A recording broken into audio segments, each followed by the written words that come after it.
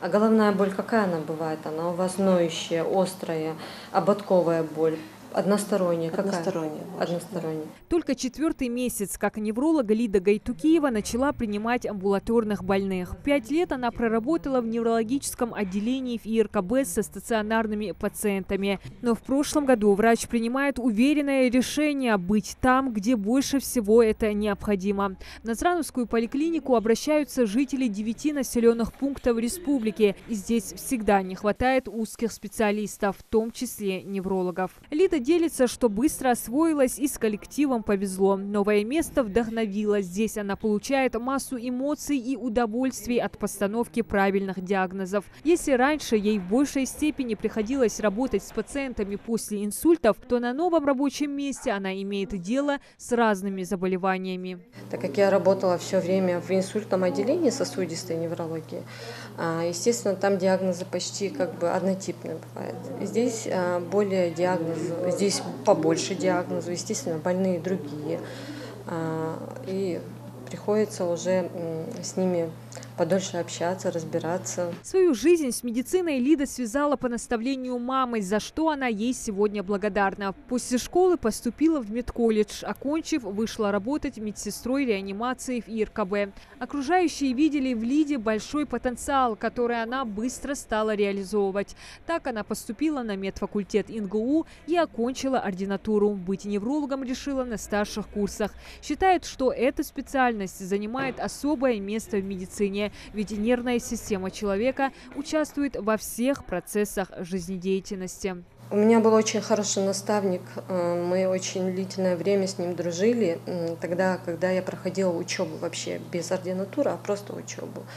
Это Гадабошев Рустам, наверное, всем известный невролог в Ингушетии. Он многое мне дал, многое объяснял. И как-то он эту любовь именно к неврологии, он как-то, наверное, повлиял на это, он привязал. И я была его ординатором, проходила у него ординатуру, там же и вышла на работу. Программа «Земский доктор» стартовала в России в 2012 году. За это время в Ингушетии в ней участие приняли около 250 медработников. Проект призван улучшить лучшие традиции земской медицины и привлекать молодых врачей на работу в сельские больницы. Кадровое обеспечение медорганизаций в удаленных поселениях остается одной из острых проблем здравоохранения. По словам врачей, работа в глубинке имеет свои плюсы и минусы, но важнее всего то, что здесь они очень нужны. Перейти на определенное время работать сюда, в амбулаторную службу, во-первых, много тяжелых пациентов. Да? Работая в стационаре, я видела, слышала там. И мне как бы очень хочется то, что я знаю и умею сделать, как-то помочь этим больным, потому что больные приходят в первичное звено, то есть амбулатории, поликлиники. И, естественно, очень важно, чтобы, я не говорю там, что я хороший доктор, но все-таки внимательное отношение, правильно то, что ты попал к какому-то доктору, что вот как ты это.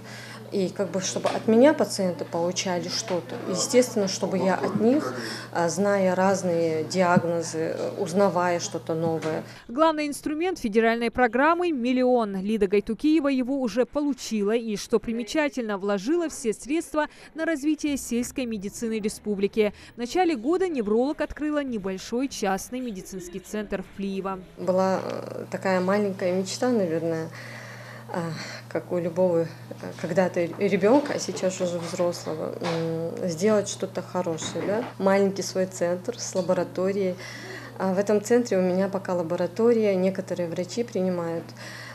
И также я в нем сделала для пациентов первой группы, для инвалидов, этих афганцев, для этих других инвалидов и детей инвалидов 20% скидки, чтобы они могли обследоваться, приходить. В работе сельских больниц сегодня изменилось практически все. Методы лечения, диагностики, медицинское оснащение. Но неизменным осталось отношение селян к сельскому доктору. Он всегда остается человеком высоких моральных качеств, бескорыстным и желающим помочь. Лида считает своим главным мотиватором благодарность пациента. Она же показатель качества ее работы. Врачом, по-моему, без разницы, где ты работаешь. Главное, что ты знаешь свою работу.